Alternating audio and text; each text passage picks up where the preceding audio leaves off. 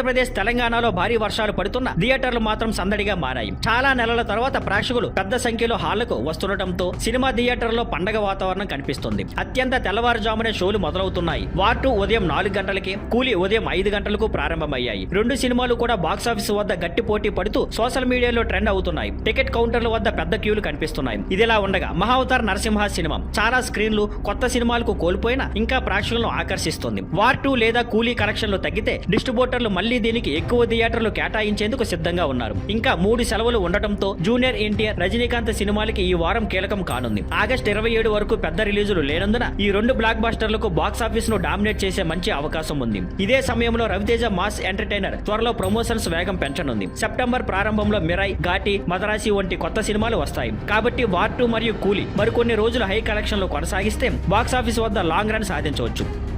Thank you for watching. Please like, share and subscribe.